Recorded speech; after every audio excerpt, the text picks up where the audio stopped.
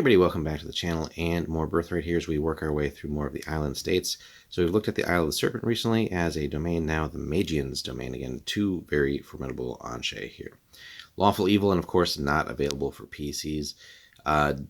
Average population here, right? A couple of 3s and some 2s, so obviously you would imagine not too many people willingly would be living under the Magian or any of these monsters, by and large. We see the laws obviously under his control entirely. Guild situations a little bit more mixed, as are the temples, and the sources, of course, all belong to the Magian, right? And that's always the formidable thing when the bad guys are not just political rulers, but then also magic users as well, since they essentially have two realms in one, or two domains in one. So, once called Femena, the Canasi domain of the Essenschal Peninsula fell to a powerful Voss army that fought its way through the highlands of Mindusai more than 200 years ago. The realm stood as the crude Voss robber barony Pipriet until an Anshe called the Magian landed with his forces on its eastern shores 6 years ago, so one of the newer Anshe as well. After quickly killing most local nobles, the Magian conquered the domain entirely within a few months of his arrival. Now everyone just calls the area the Magians. It's a war-torn realm whose people found themselves given the option of absolute obedience to the powerful Anshe wizard or death at the hands of his fanatical troops. These inhabitants seem quite an explosive mix of Canasi, Voss, and foreigners from the Magian's homeland across the Sea of Dragons.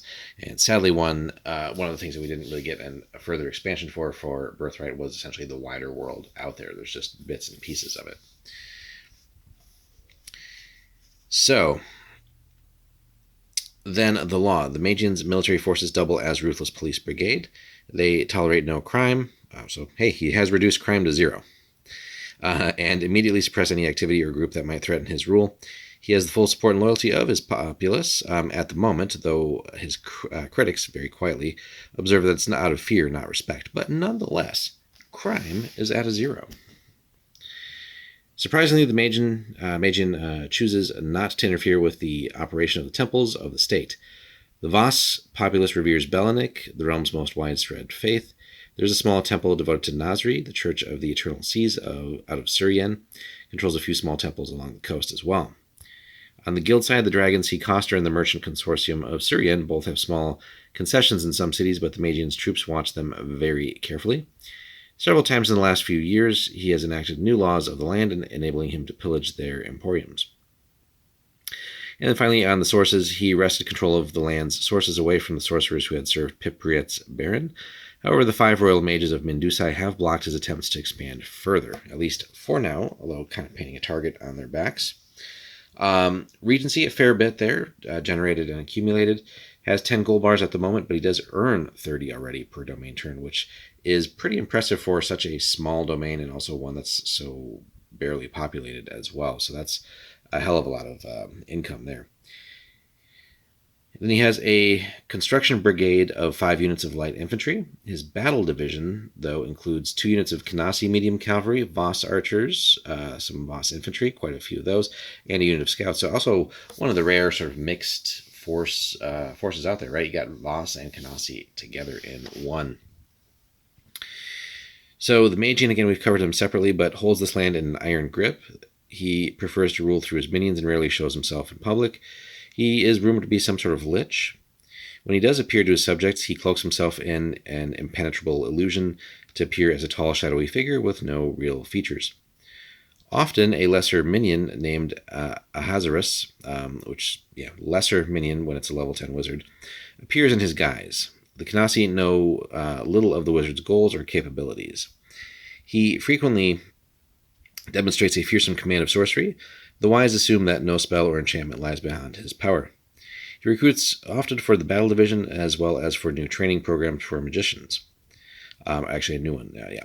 Clearly, he intends to expand his domain by force of arms and magic, and it's only, again, a question of when and where. So, again, we see the Magian's entry specifically for more on that. As if all that stuff wasn't scary enough, and again, really, it is just a question of where and when, not if. But 12 powerful warriors and sorcerers known as the Riders serve the Magian. Think of the Ring Wraith, essentially, from Lord of the Rings. But serve him, captaining his armies and executing his most secret missions. Folks think them undead lords, called back to life by the Anshe's foul sorcery. Nothing that occurs in the domain escapes the notice of the riders, and few who rouse their wrath are ever seen or heard from again, as one might expect. So there are some other important NPCs, though. The great battle priest Gabren Santren, a level 5 priest of Balanik, small Azrai bloodline, leads the almighty temple of Balanik. Many of the boss temples, scorn the central organization structure of the face of other peoples. The priests of the almighty temple spend their time among the clans and warriors of the state, instead of gathered together in one main temple. After Birthright fell, though, the Magian quietly installed Santren as the new head of the worshippers. So far, he's done exactly as the wizard wishes, and basically has the loyal support of all those priests as well. So, the Magian has transformed the realm from an unsophisticated backwater to a strong and efficient war machine. Traveling in the area proves dangerous, as his soldiers police basically the entire state at all times. And there's all kinds of watchtowers and checkpoints, so really a police state. Even natives of Birthright must apply for permits to travel from town to town. So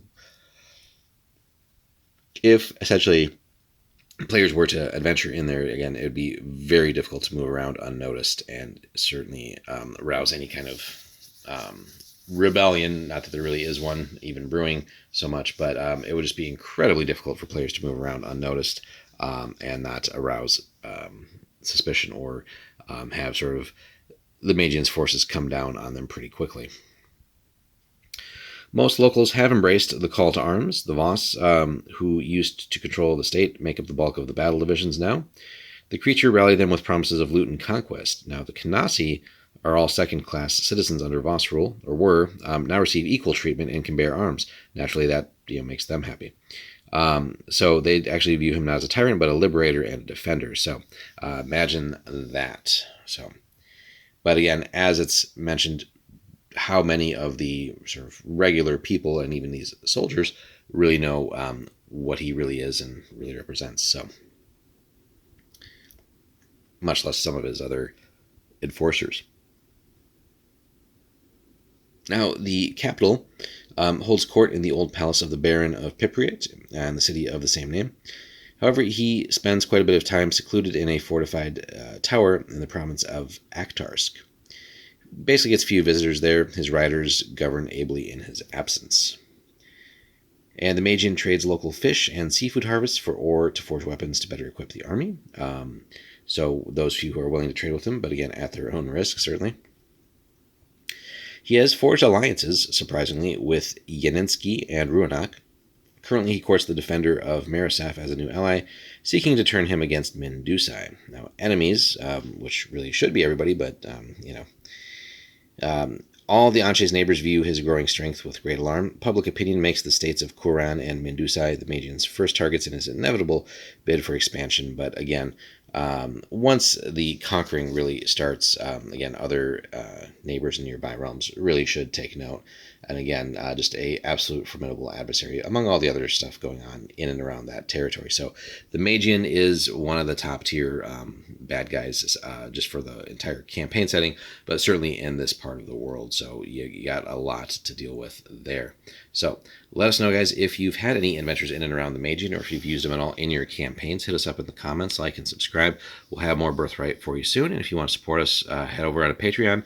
All the support there helps us pick up all the old modules and bring you guys more content. Thanks so much. We'll see you in the next one.